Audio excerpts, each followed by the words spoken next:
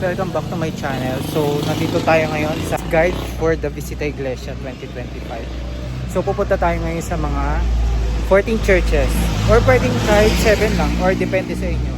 Kasi yun yung Visita Iglesia tradition ng mga Catholic dito sa Pilipinas.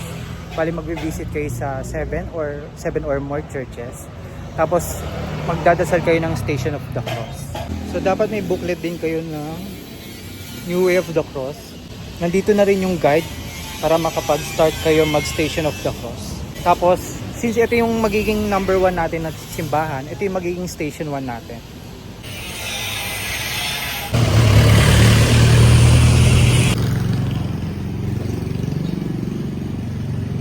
Bale, located to sa De La Fuente Street, corner Amelia Street dito sa may balik-balik.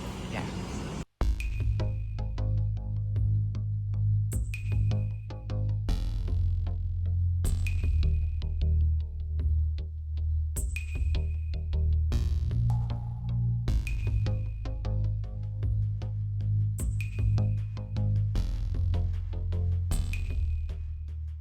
So now guys, nandito na tayo sa second station natin or second church natin, which is yung UST Church.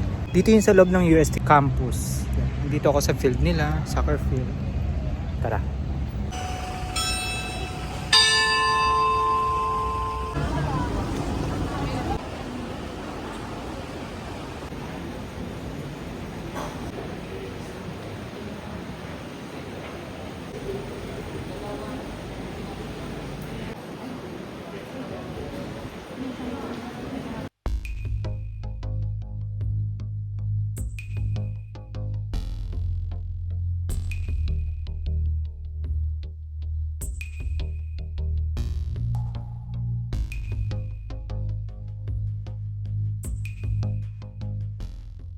And nandito na tayo sa third and fourth church natin, which is yung Our Lady of Loreto Church and St. Anthony Shrine.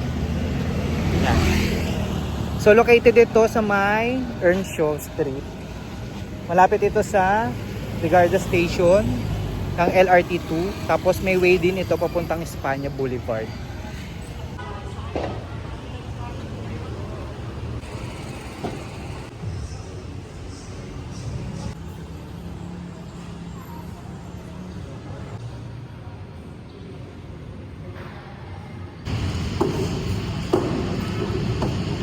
So guys, bali yung Station of the Cross dito is located sa loob ng church. Tsaka yan, yung mga malalaking gate yung sa taas.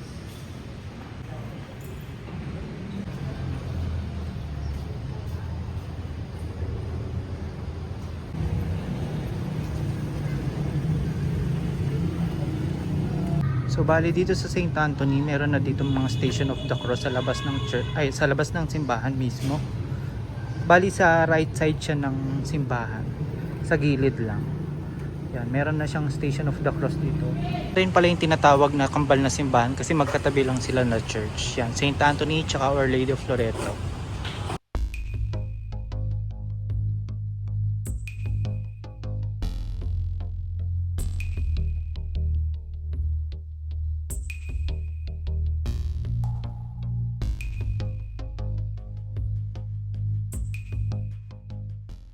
So bali guys, nandito na tayo sa 5th station natin or yung 5th church natin, which is yung San Beda Church. Bali parang nasa extension siya ng CM Recto Avenue.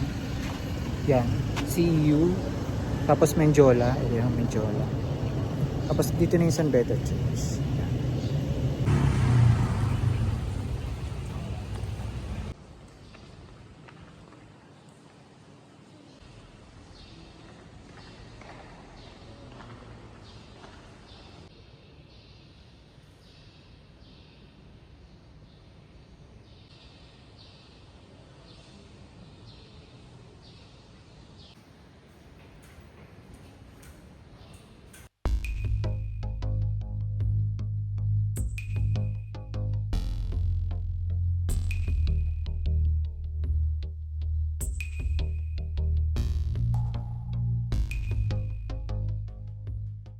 Bali dito na tayo sa 6th station natin or yung 6th church na pupunta natin, which is yung National Shrine of St. Jude Tadeus. So bali corner lang ito ng Jose Laurel Street at Icasa Street. Bali nasa loob siya ng Malacanang compound.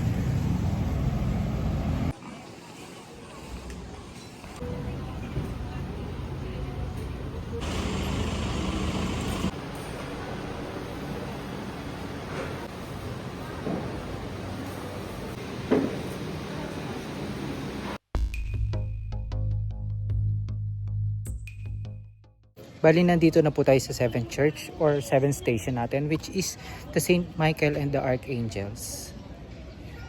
Bali pag galing kayo ng St. Jude, dun kayo manggaling, dun. Dire-diretso lang yan.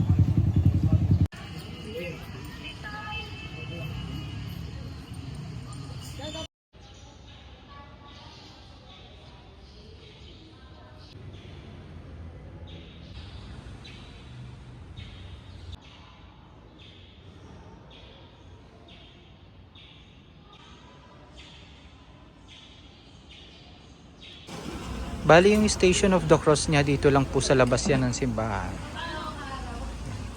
Bali sa right side din po siya ng church mismo.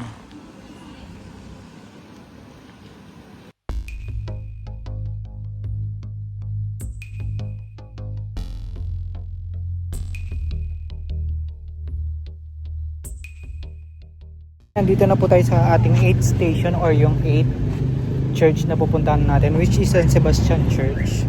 Ito.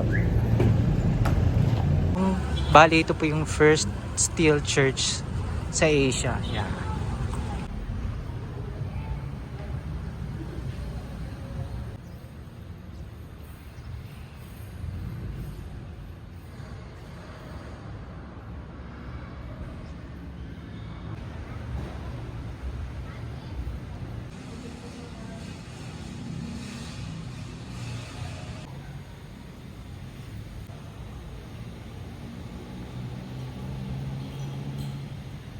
Bali dito ginaganap yung dungaw kapag Fiesta ng Quiapo.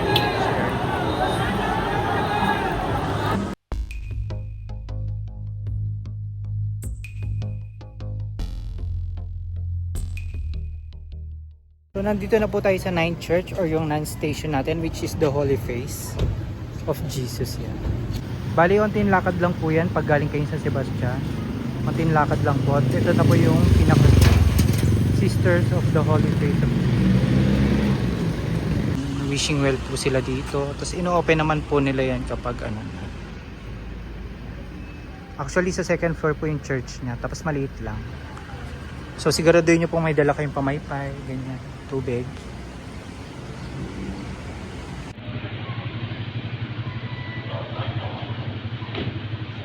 Kasi pa Quiapo na rin po ito. Quiapo Church. Good.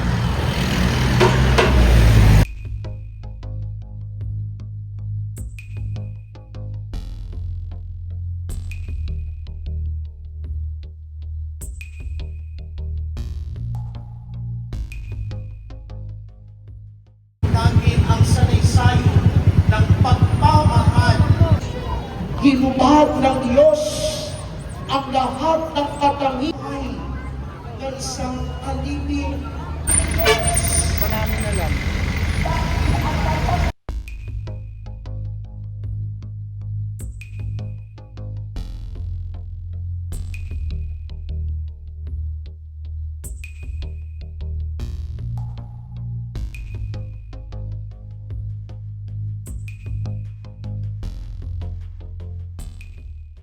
Dito na po tayo sa 11th church natin, which is Santa Cruz Church.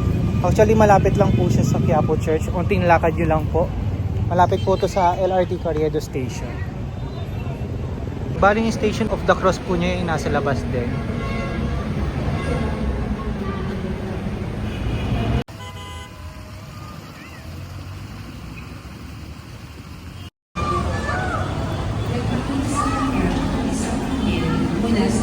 Tumindig siya pagkapanalangin at lumapit sa kanyang mga alagad.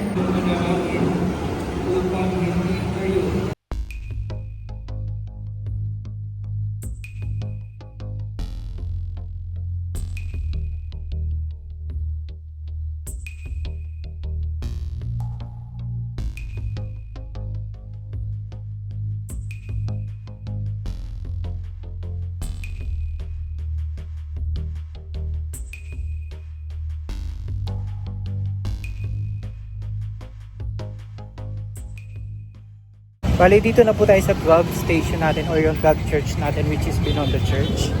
Nasa corner po siya ng Ungping Street at San Lorenzo Ruiz.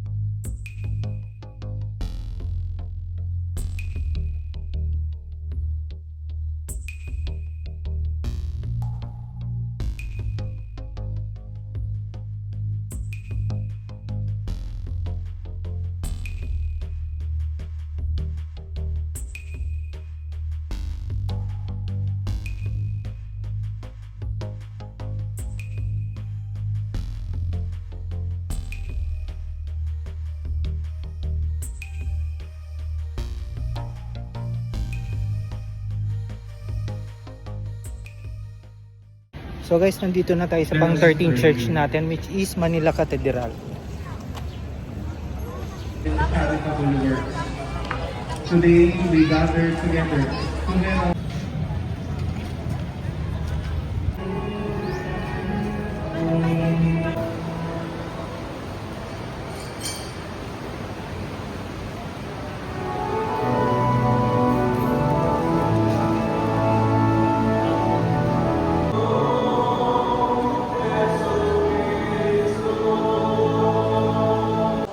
They answered, "The Master has need of it."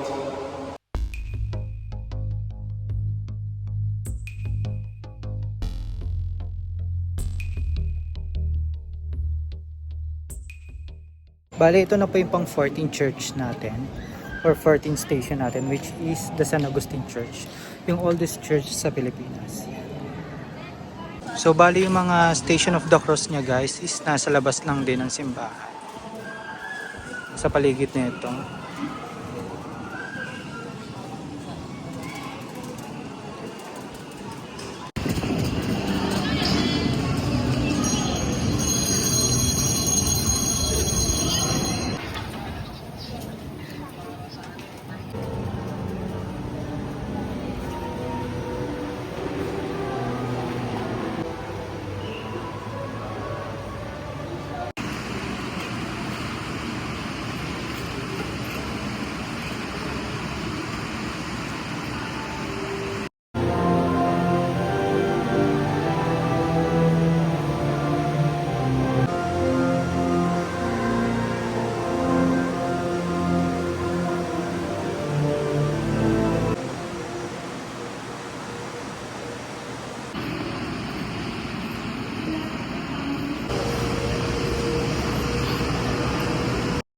So bali, yun na yung 14 churches na napuntahan natin.